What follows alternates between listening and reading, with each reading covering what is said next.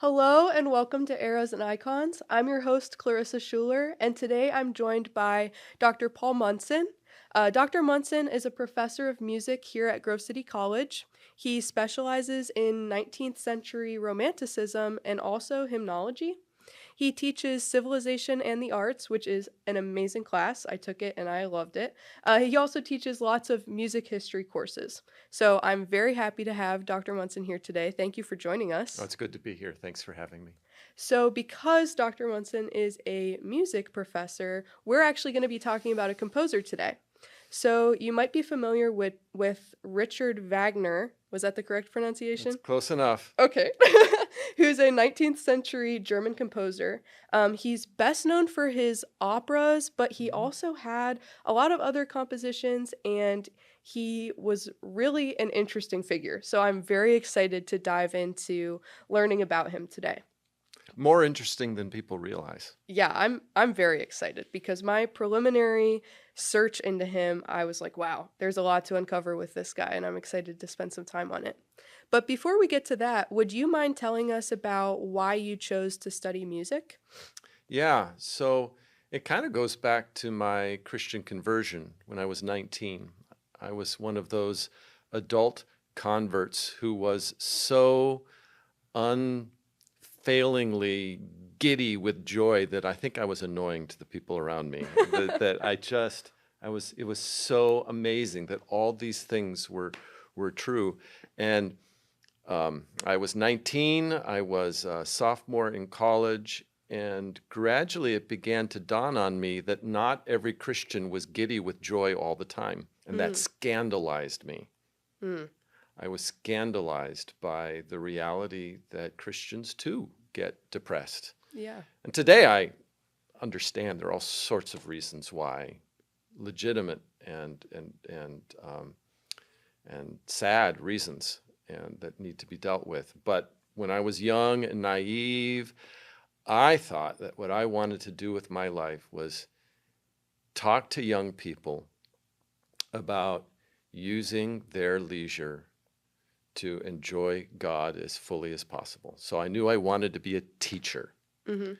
And I settled on teaching art and music in a general education context as a way of talking to young people about their leisure.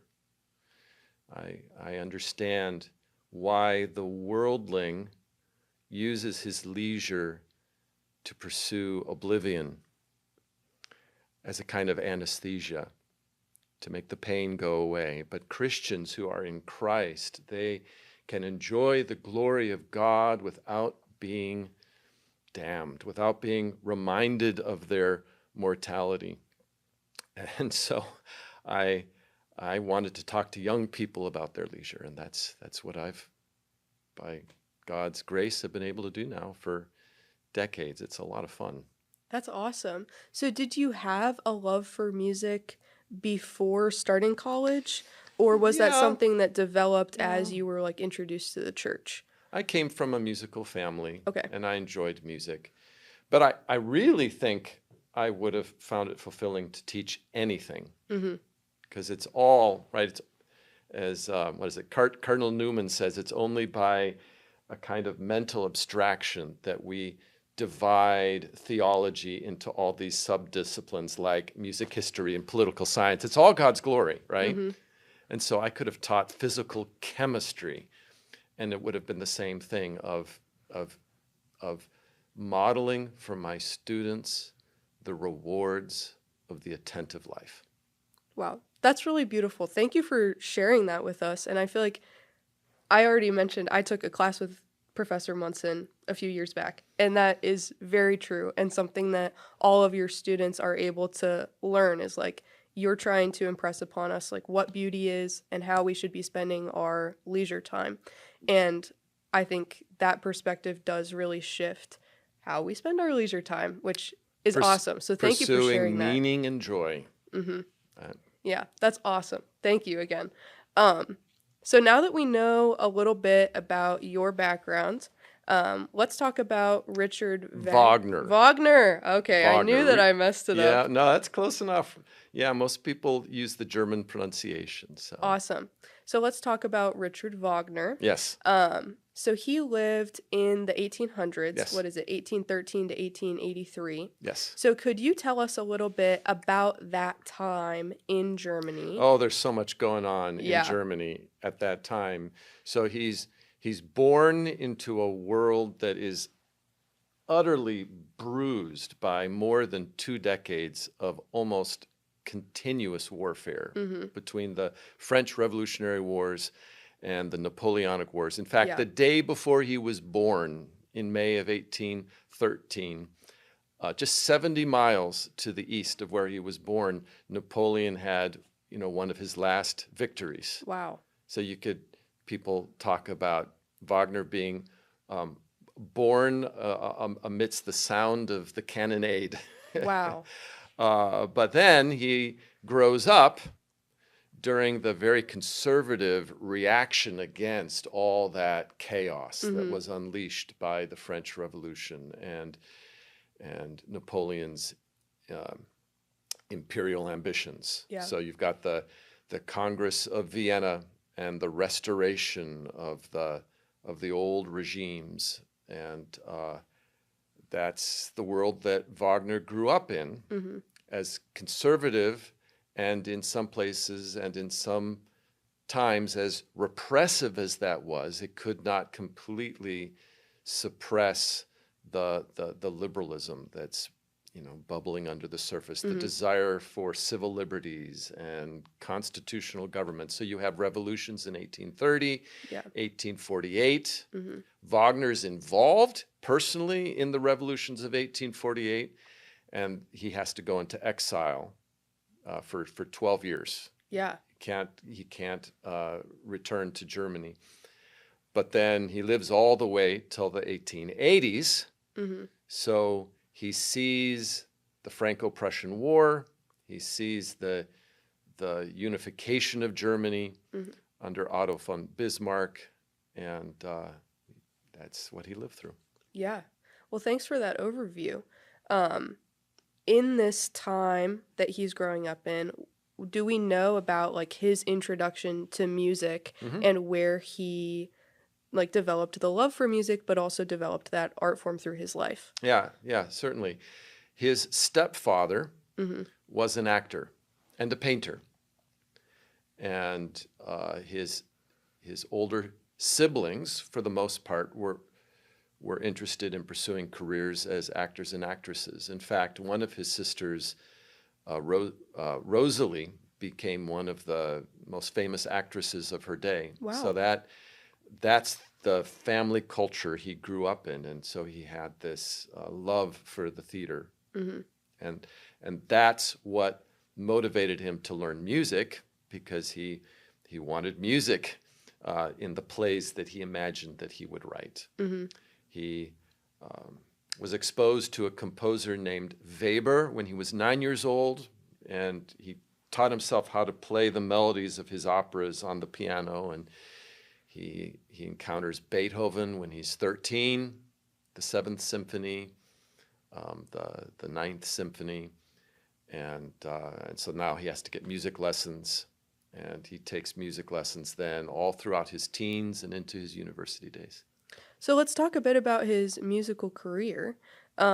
So he's taken music lessons. He's been loving the arts, it sounds like. Yes. So when does he start writing and composing his own music? Yeah, well, as soon as he could, right? So even when he was a teen, he writes a play that he wants to write the music for. I don't know that he ever does. And then at university, he starts to write an opera, a very melodramatic, gothic play called The Wedding, in which like all the characters die. And their ghosts have to be brought back because he's run out of characters. Oh boy. And he never finished that opera. His first complete opera was an adaptation of Shakespeare's Measure for Measure, and its premiere was a total fiasco. Oh boy. On opening night, the leading tenor had a major memory block and could not remember most of his lines. At one point, he was so so mortified with embarrassment that he was trying to hide behind props on the stage. Oh my goodness. And he got through the evening by just randomly inserting excerpts from other operas. The audience was totally lost because it made mincemeat of the plot. On the second night, word had gotten out about how bad it was. Only 3 people bought tickets and came to the hall. Oh. And right before the curtain went up, the husband of the leading soprano attacked the second tenor for suspicion of an affair. The tenor fled bleeding, and the lead soprano fainted, and they had to cancel the performance. So that's an opera that never gets performed today. But Out of curiosity, are you familiar with the opera? Like, is it any good? no, it's not any good. Okay. So that kind of makes sense that it was so dismal. Wow, that's crazy. So Yeah. that was his his first complete opera. It's okay. called Das Liebesverbot. You won't hear anything about it, but it makes for great maybe that's a good thing. storytelling. Wow. So after that, how did Yeah. he recover? With a lot of tenacity, many years of barely getting by. He was often bankrupt. He often reneged on debts. He lived in Riga for a while, lived in Paris for a while, and it's not until the early 1840s that one of his operas gets performed in Dresden, which is where he spent part of his childhood. And he comes back, he gets a court appointment, and his career is made at that point. Okay. Yeah. So his career's made at that point. Yeah. Where does he go from there? Because I know that he has a pretty turbulent reputation. Yes. Which I'm sure we will talk about a lot. We will. But yes. he's starting to make it big. Yes. But he seems to be this turbulent character. So let's talk about that a little bit. Sure. Do you mind telling us a little bit about that? So his operas generally are fairly idealistic, and they stir us with stories about heroic self-sacrifice, and this is something that he does not realize in his life at all. And maybe that's why he's compelled to be so diligent and tenacious to write these stories about virtue, because he doesn't realize that in his life. So he, as I said, he's often financially distressed. He's not faithful to his friends. He had a tumultuous marriage, actually 2. And the worst thing about him as a man is his anti-Semitism, which is absolutely reprehensible. But that said, he's not, we admire the hard work that he went through to produce these operas that have blessed us with wonderful stories. Yeah, that's one thing that I saw in my research about him, was he was anti-Semitic, and some people were claiming that he contributed to this German nationalist rhetoric, which we know is obviously turns out to be a bad thing further down the line, as nationalism usually is. One of the worst. Yeah. Yes. So he gets this notorious reputation, rightfully so, for these principles that he has. And that's embedded in his music too.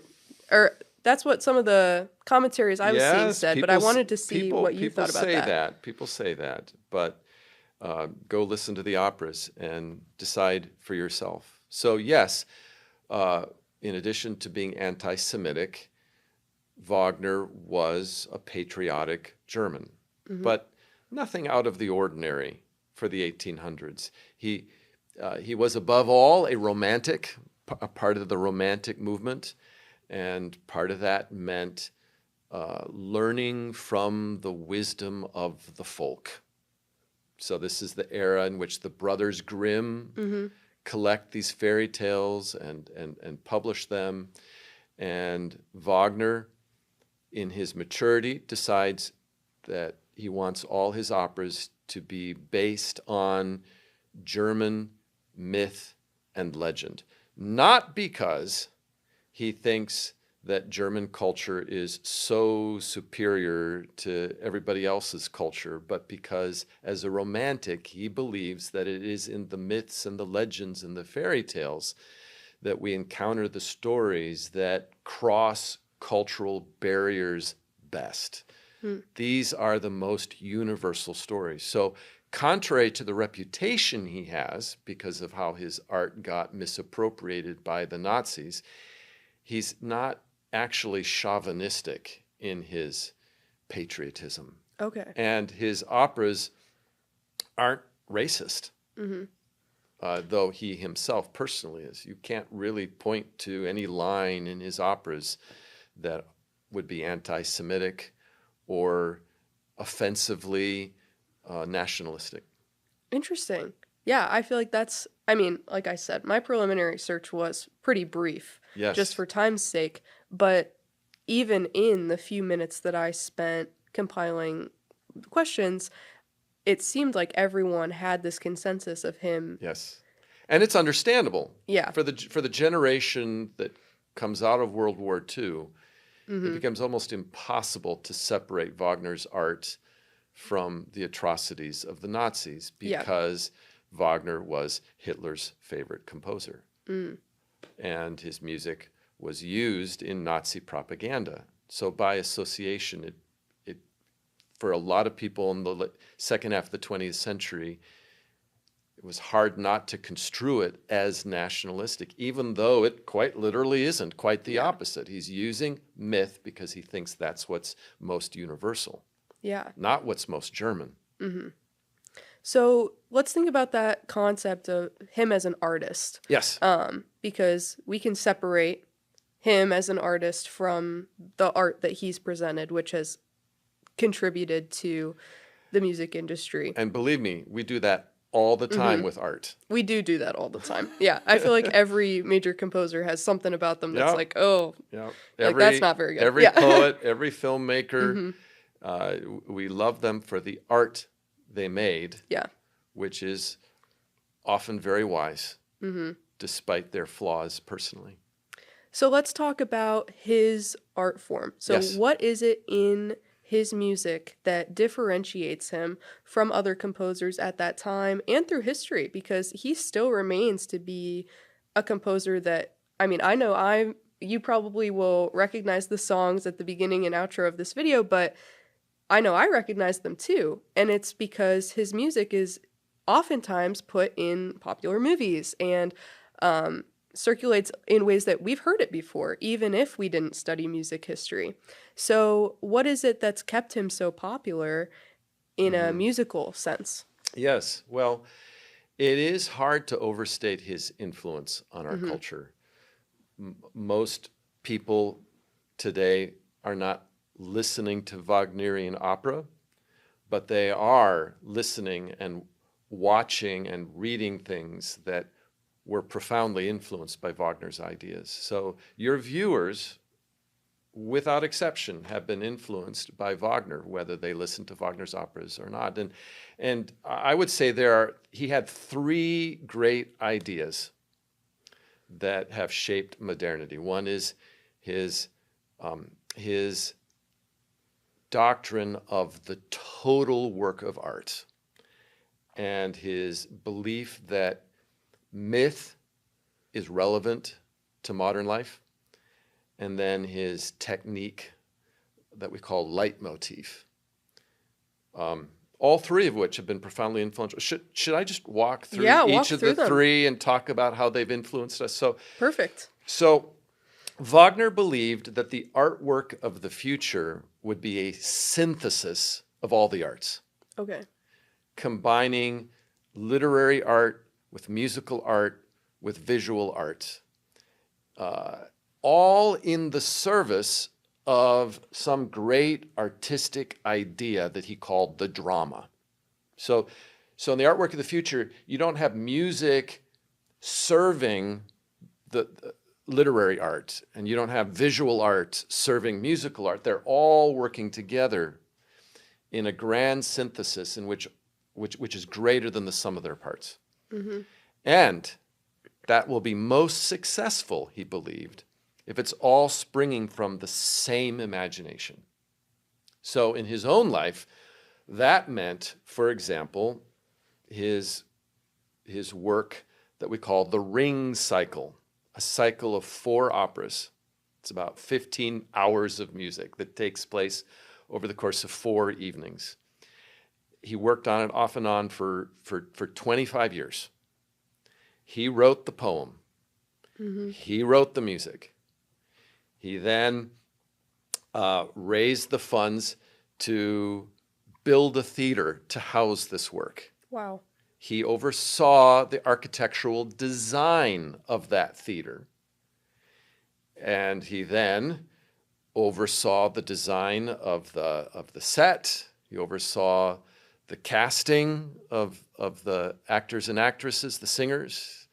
He rehearsed the orchestra and the singers, and then he was the conductor at the premiere. So if you went to the premiere of the Ring Cycle in 1876, over the course of 4 nights, you were experiencing a composite work of all the arts that came from just one imagination, and people were overwhelmed by the unity that produced. And that's an idea. We often use the German word Gesamtkunstwerk. That's the doctrine of the total work of art. That's an idea that's been with us ever since. We see that in Hollywood all the time. We have this ideal of the writer, producer, director, Mm-hmm. the Steven Spielberg, the George Lucas, the Christopher Nolan. That is a Wagnerian idea. Wow. I had no idea. And that's crazy. I can't believe he even raised the funds to make his own theater. It's amazing. And by the way, he's been influential architecturally, because it was at that theater for the first time that the orchestra was put in a pit where you couldn't see them. And of course, that's been universal in musical theater since. Do you know why he adopted that idea? Yeah, so that you wouldn't be distracted by you're just looking at the stage. It was also at that theater that for the first time they dimmed the lights for a theatrical production. Oh, wow. People have no idea how influential it was. Wow. Yeah, I feel like that's just standard. Yeah, with like the pit, the dimmed lights, like it's Wagner. That's crazy. So then there's Wagner's idea that mythology is relevant to modern men and women and their lives and their ordinary lives. It's a thoroughly romantic idea, but Wagner is the most compelling proponent of this idea. Mm-hmm. So in the Ring Cycle, he takes symbols and themes from German mythology and reworks it in an original story. It's totally his own creation about the importance of prioritizing love over power. Mm-hmm. And that idea of legend and myth being relevant to us has been with us ever since. As a young person, for example, C.S. Lewis was very enthusiastic about Wagner. And as he explains in his autobiography, Surprised by Joy, Wagner played a role in C.S. Lewis's Christian conversion, actually a central role. C.S. Lewis believed to his dying day that God was calling him to himself through Wagner's operas. Wow. So if any of your viewers have been influenced by C.S. Lewis's Christian faith, that's a very direct influence. Then there's J.R.R. Tolkien. Mm-hmm. Maybe some of your viewers like The Hobbit or The Lord of the Rings. Let me briefly tell you the story of the Ring Cycle. In the Ring Cycle, so Wagner's, it's the full title is The Ring of the Nibelung, this massive work that takes 4 nights to perform.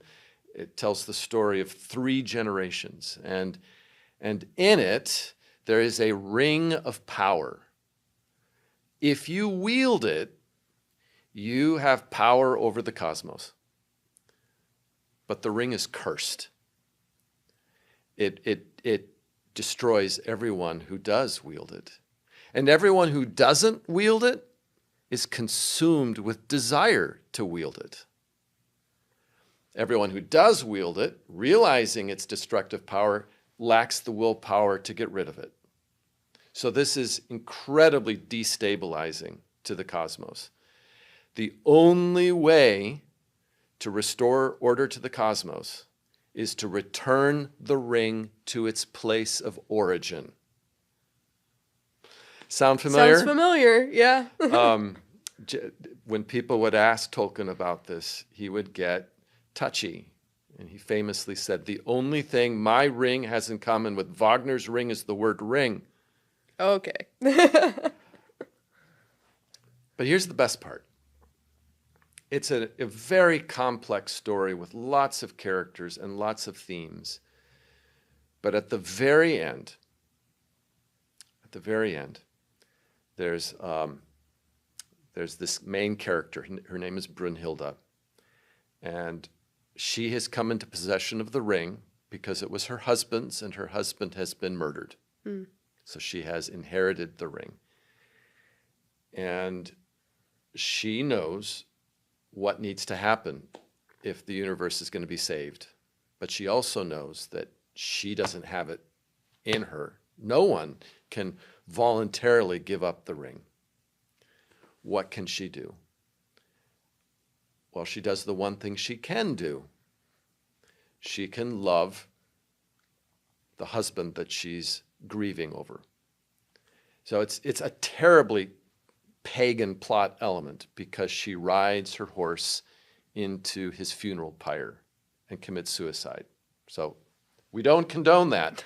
But in this imaginative world that Wagner has created, mm-hmm. That's what does it. She can't give up the ring, but she can love. Yeah. And the waters of the Rhine rise and cleanse the earth, and the Rhine maidens, who are these three mermaids from whom the gold had been stolen, swim over and take the ring. And she saves the world, not because she herself had the power to do the right thing, mm-hmm. but because she loved. Just as in Tolkien's creation, the world is saved because when Bilbo had the chance to kill Gollum, he did it. Mm-hmm. Right? Yeah. That's crazy. One more thing about the ring, and then I'll get to leitmotifs. Actually, no. It'll be better to do it in this order. So, Wagner thought Beethoven was the greatest musician ever.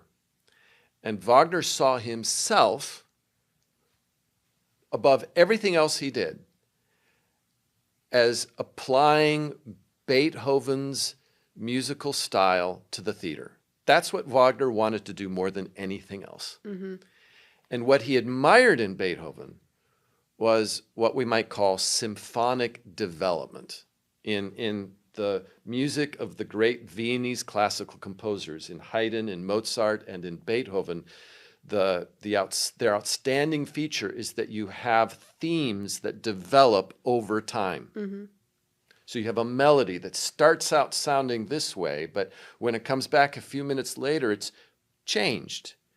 And then when it comes back a few minutes later, it's changed yet again. And we're, as listeners, we're moved not only by the change, but the reasons for the change.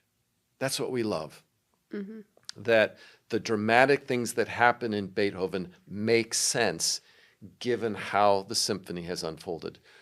Wagner thought, if I applied that process to the stage, where words and blocking and scenery are telling a story, well, that symphonic development could reinforce that story.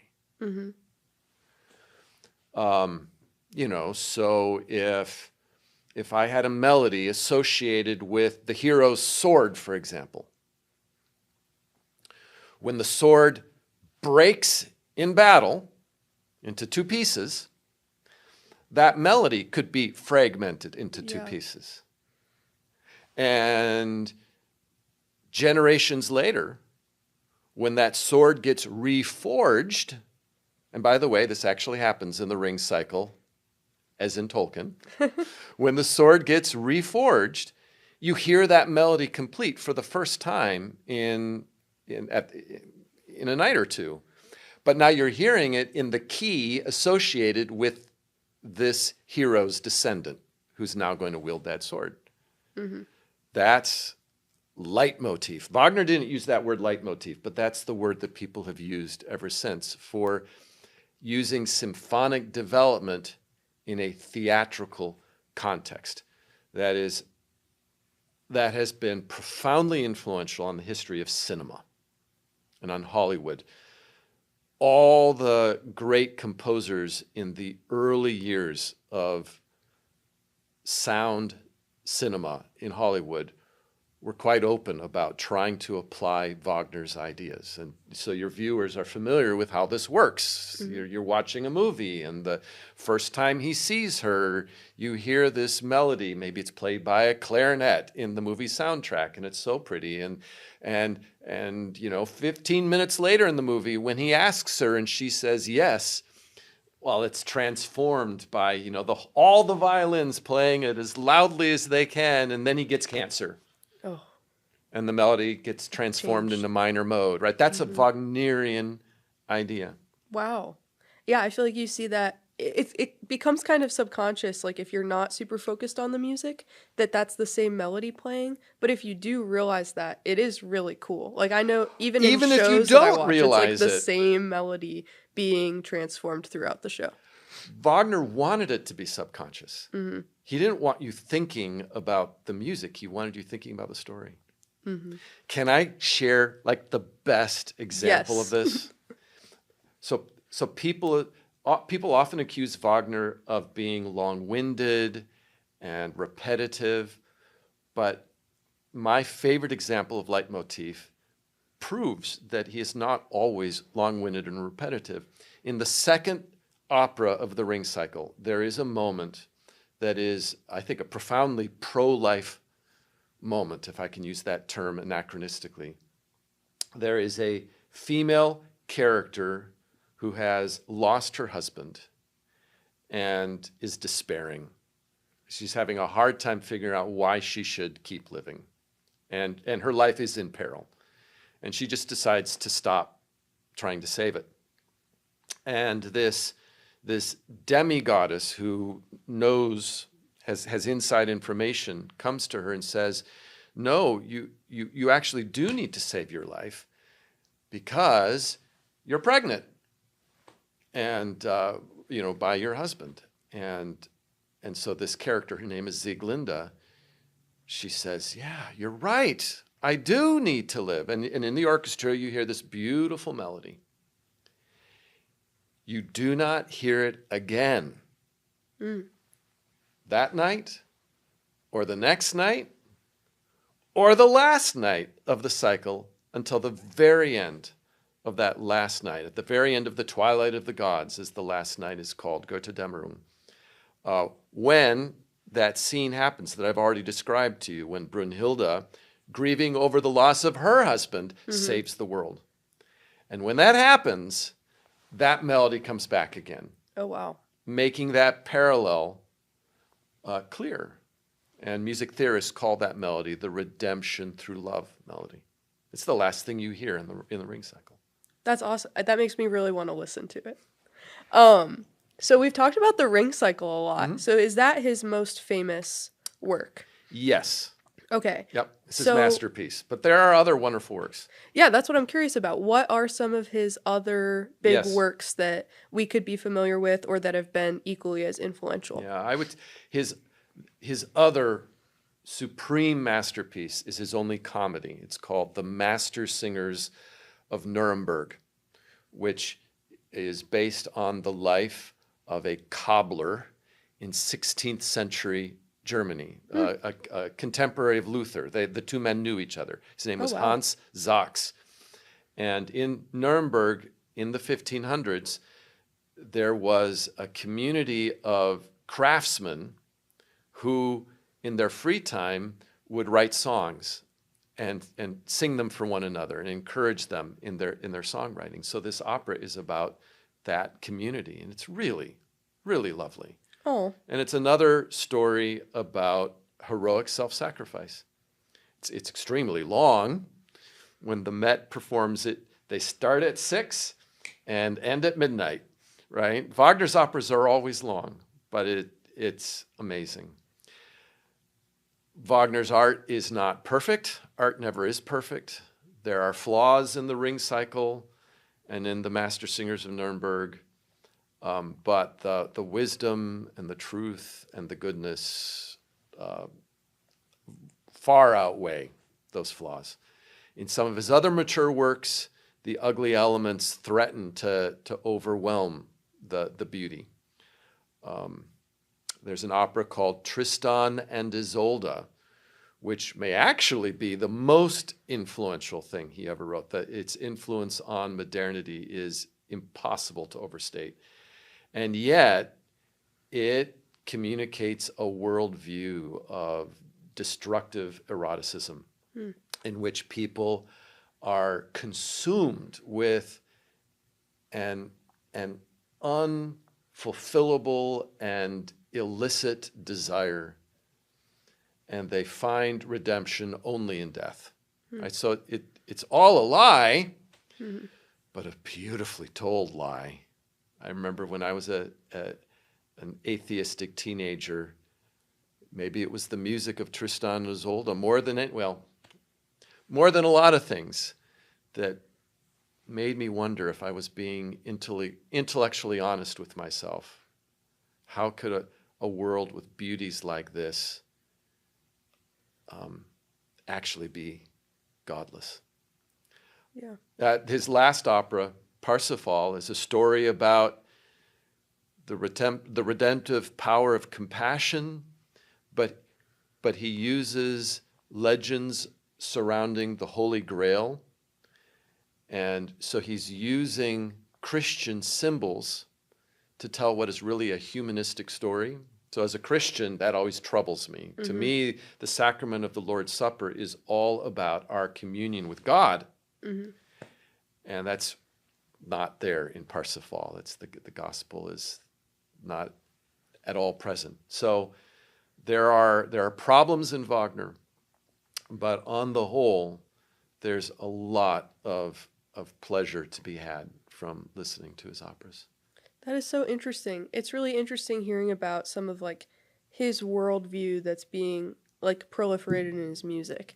Do you know him personally, if he had like struggles with worldview, like if he was more nihilistic or if he struggled with faith, or what that development looked like for him?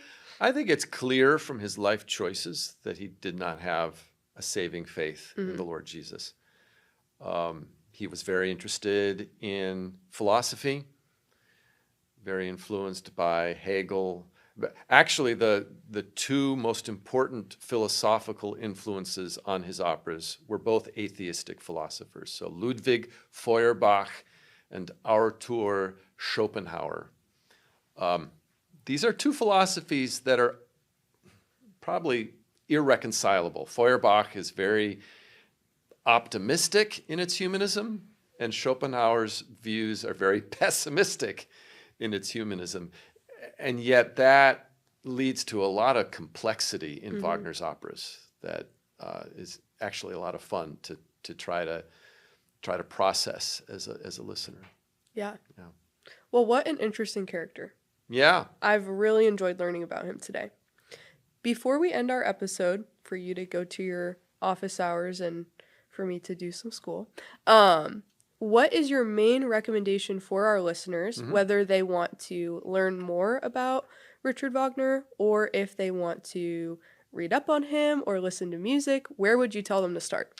The place to start is with the operas. I can recommend other things, but that they're very secondary. get a recording of one of the 4 operas of the Ring cycle, maybe the first one, Das Rheingold, or the second one, Die Valkyrie, or in English, the Rheingold and the Valkyrie. Those would be a great place to start. Or the Master Singers of Nuremberg. I would say one of those 3 would be a great place to start. Make sure you have the text in front of you. The biggest mistake people make with Wagner is they try to listen to it as music, and it was never meant to be music. It was meant to be a theatrical experience. The music divorced from the words is nonsense. It doesn't work as music. So you need to have the words in front of you, ideally the German and the English side by side. So take a scene from one of those 3 operas, find the text, German and the English, and that's the place to begin. There's a great translation of the Ring poem by Stuart Spencer that I would highly recommend. If your viewers know German, Wagner's poetry is commendable for its own sake. I wouldn't recommend the music apart from the words, but I think the words are actually enjoyable apart from the music. As far as the text of the Master Singers, off the top of my head, I imagine that you could find it online. Find it online. There is if you wanted to read about Wagner, I highly recommend this little book by Father M. Owen Lee called Wagner and the Wonder of Art, an introduction to the Master Singers of Nuremberg. It's 100 pages, extremely accessible. I think your viewers would enjoy it very much, but they would enjoy it more if they've actually listened to some of the Master Singers first. Yeah. Well, thank you so much for those recommendations. I hope that everyone goes to buy those books or at least look up some of the words while they listen to the opera, which we're all going to do. Check them out of the library. Yeah. If you're watching here at Grove City, we can check them out of the library. That actually is very helpful. Well, Dr. Munson, thank you so much for joining us today. I really loved talking to you about Richard Wagner, and I'm so excited to learn more about him. But it was just such a pleasure talking to you, so thank you for joining us. Thank you for having me. It was a lot of fun. And thank you for joining us. This is our last interview for Eras and Icons. The finale. The finale. So hopefully we have some fun finale music to play here. But it's been such a pleasure having this podcast, and I hope that you all have learned something really important from all of these icons throughout history. Thank you. Bye-bye.